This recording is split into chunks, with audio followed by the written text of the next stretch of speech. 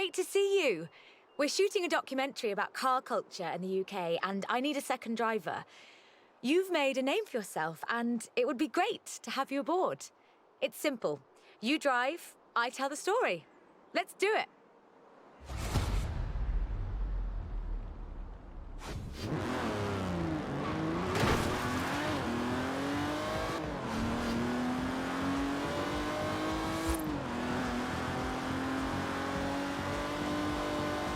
From Aston Martin to McLaren and Bentley, Great Britain is home to over a century of automotive excellence. I'm Rebecca Dawson. Welcome to British Racing Green, a documentary celebrating that history. The Aston Martin DB5 Vantage was the quintessential Grand Tourer of the 1960s, combining British engineering and Italian design.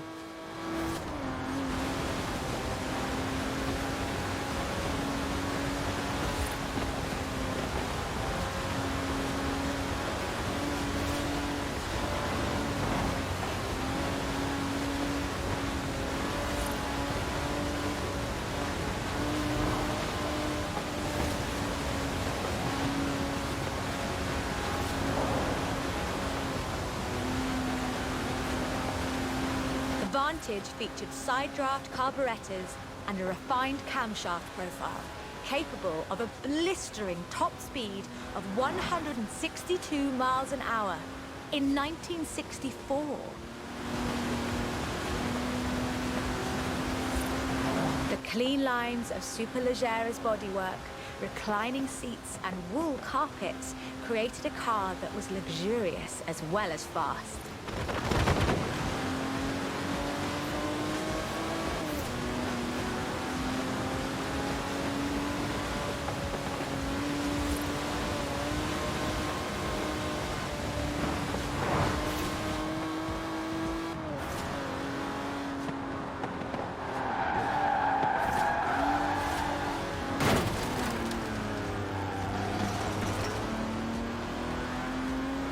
This car would form the basis for the DB range, with later cars improving on the design in many ways.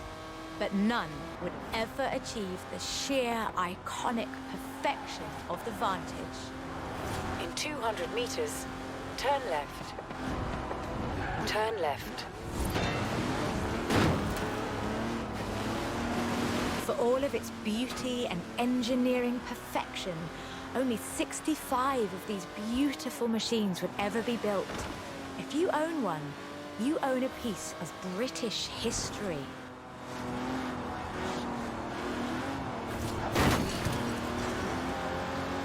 In 200 meters, you will arrive at your destination. The silver DB5 would be immortalized in half a century of cinema. The classic Aston Martin. But in 2016, a new DB was unveiled, heralding the dawn of Aston Martin's second century. The DB11 is the first production turbocharged Aston Martin, but is it a worthy successor to that legacy? The short answer is yes. It's bold, responsive, and agile, with perhaps the best GT chassis in the world. And listen to it.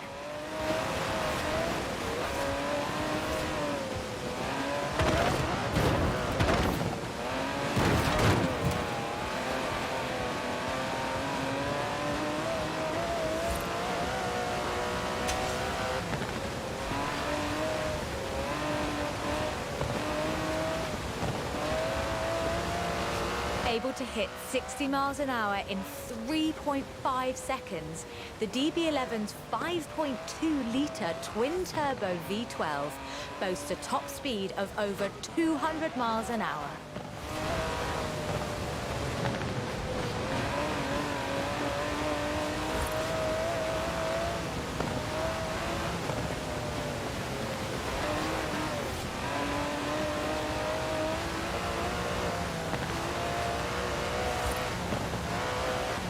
The DB11 is not the fastest car in the world, but then it's not trying to be. It's sophisticated, effortless luxury. It's an Aston Martin.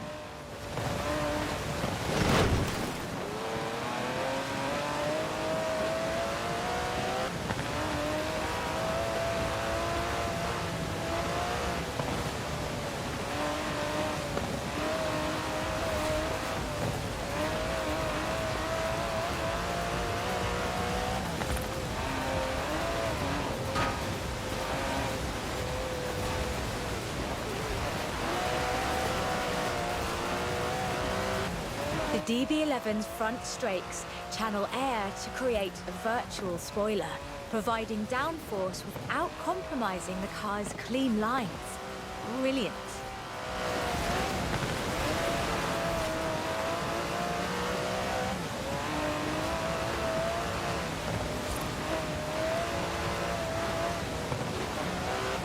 Most importantly, I think, the DB11 proves that Aston Martin is ready for another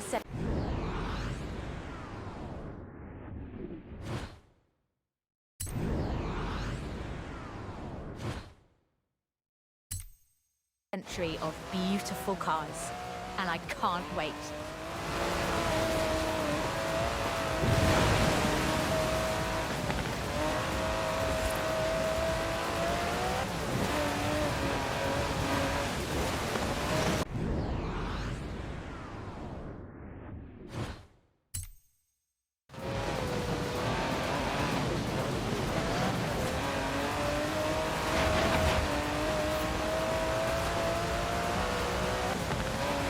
Beautiful as they are, Aston Martins are only one of many cars. This is shaping up nicely. Time for a change of pace, though. At least at first. The next segment is about Land Rover, and we'll be starting out with the Type 3.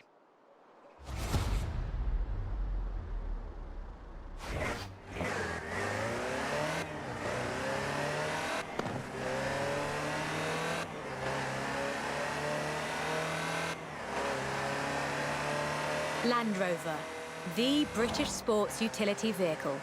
But before that, they were actual utility vehicles. Solid, tough trucks, unstoppable over almost any terrain. In 400 meters, turn left. The Land Rover Type 3 marks the point where that shift begins, and we'll be looking at what that meant. Turn left.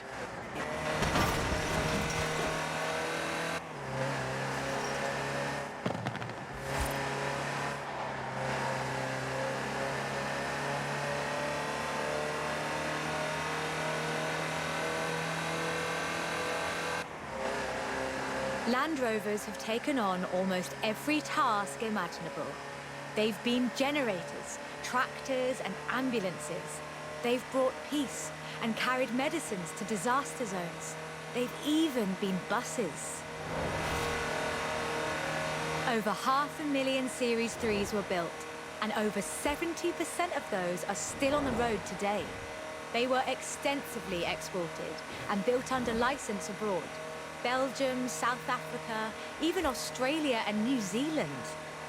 With a robust chassis and signature Land Rover engineering, the Type 3 also marked the first time that buyers could choose interior options, like seat box protectors and cubby boxes.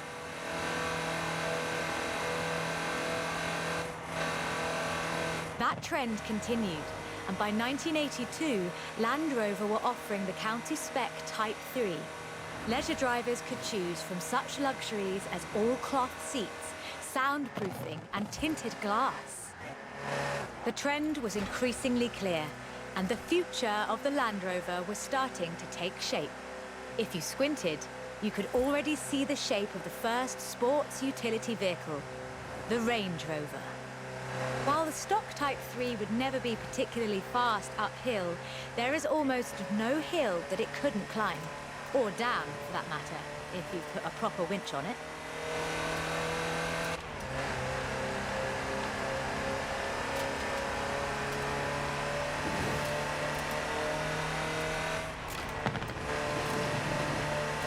In 1978, a Series 3 was custom built for Her Majesty Queen Elizabeth II. It only had 1,892 miles on the clock when it was auctioned into private hands. And it was in perfect condition. It would be. After all, she trained as a mechanic in the 1940s and will likely remain the only royal able to strip and rebuild an engine. 200 meters, you will arrive at your destination.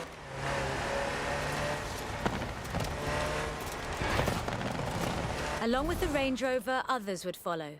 Discovery, Defender, and the Freelander. Each a more sophisticated and enjoyable utility vehicle. But none of them were a replacement for the Type 3. They were a different kind of car.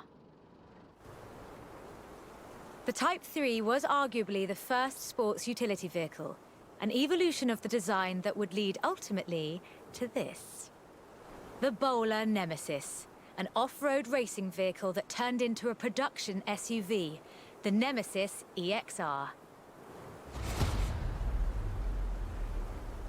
It sports a turbocharged 5-litre Land Rover Jaguar engine, crammed into a carbon fibre chassis with integral roll cage. It even has the grille, headlights and rear lights from a Range Rover.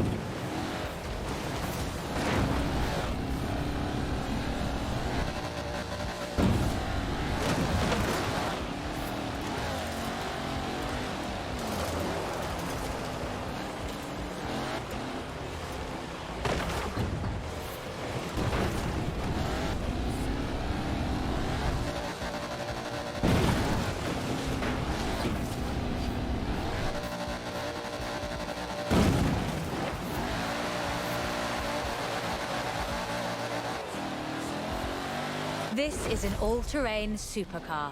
That's the only fair description. Hope you're enjoying yourself. I know I am. It's great to be able to just focus on telling the story while someone else handles the driving for once. Let's get to the next one. This time, it's Lotus.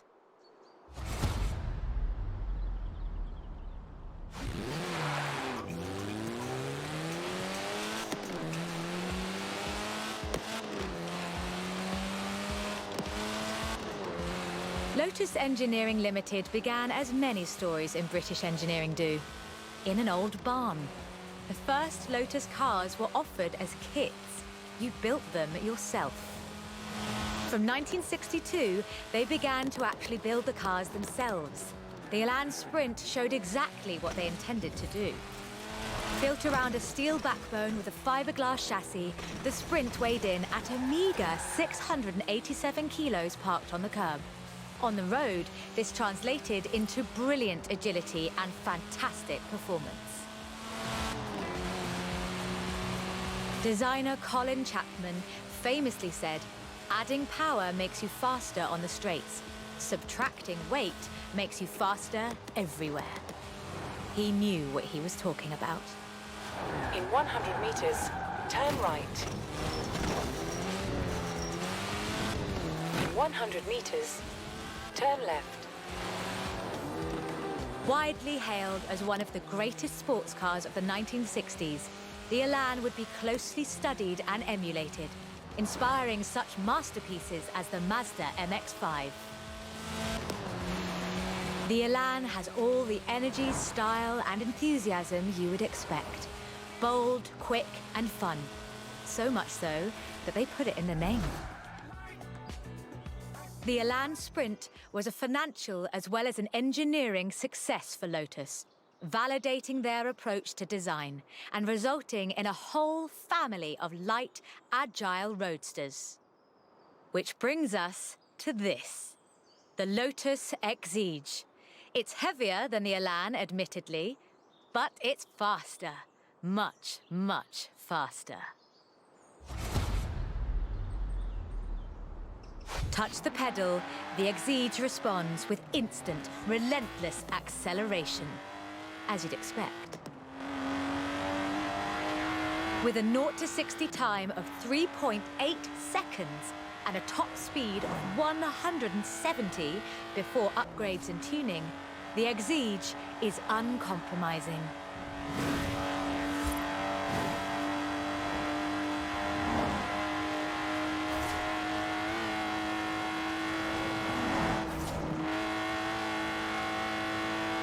And there's no power steering, so you can really feel the road. A genuinely thrilling drive, and one that isn't afraid to demand you take it seriously. In 200 meters, turn left. Turn left.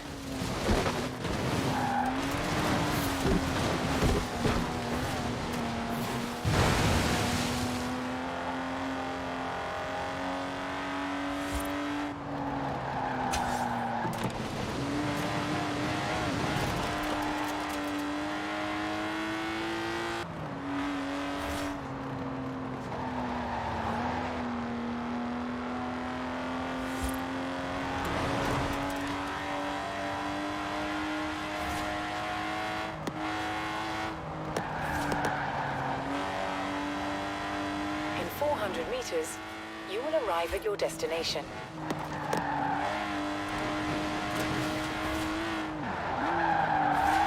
And with rumored launches of 2 new cars in 2020... Done much rallying? That's a joke. We've all seen what you've been up to. We're doing the next bit on location. You'll see why when you get there.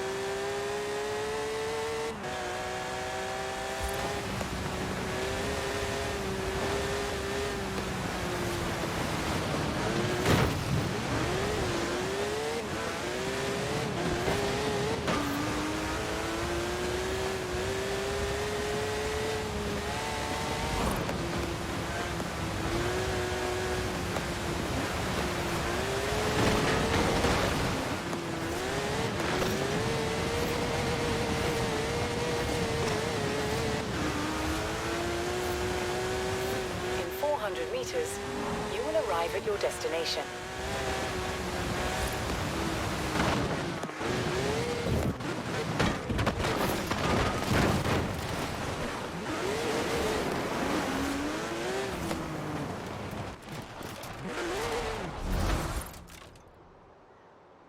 Ford, that most American of cars. But the Ford Escort, oh, that's British. And more than that, the Escort would become for many synonymous with Group B. In the 70s, Ford had embraced that destiny so firmly that they'd begun their own championships to find new drivers. Drivers for cars like the RS 1800. This was a car designed explicitly for rallying, with a powerful fuel-injected 1790cc Cosworth BDE engine.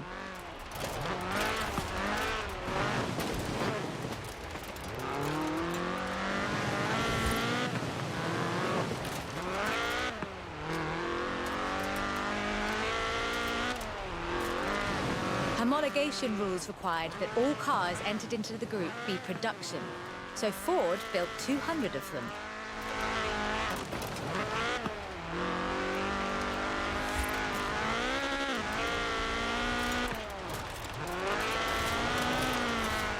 The RS 1800 raced to victory after victory across the rallying world, on almost every continent and across every terrain type imaginable.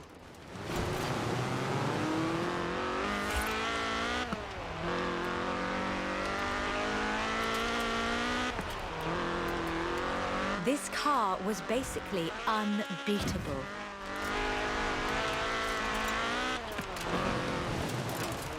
The RS 1800 brought home 17 World Rally Championship victories for Ford. So, of course, Ford set out to design a better one. The RS 200 Evolution was their answer. A purpose-built rally car designed to do one thing: win Group B. With a 1.8 turbocharged Ford Cosworth BDT engine and all-wheel drive, the RS 200 had perhaps the best suspension platform of any car of its era.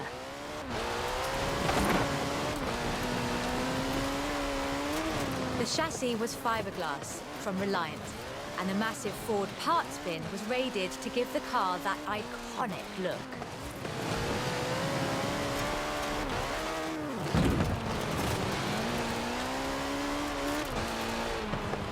But while the car had potential, turbo lag at low RPM and a poor power-to-weight ratio meant that it never placed better than third.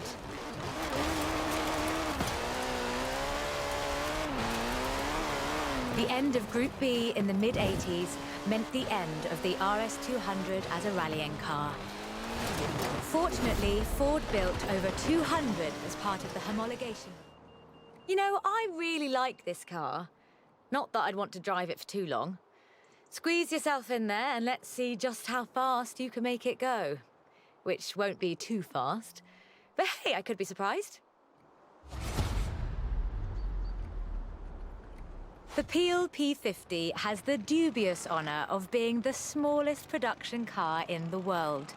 A one-door microcar coupe, featuring a 42cc air-cooled engine capable of a heinous 38 miles an hour.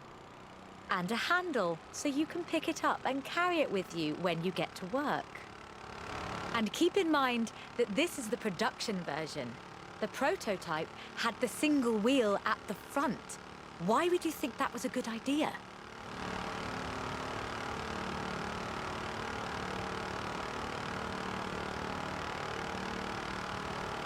In 2010, though, production restarted at Sutton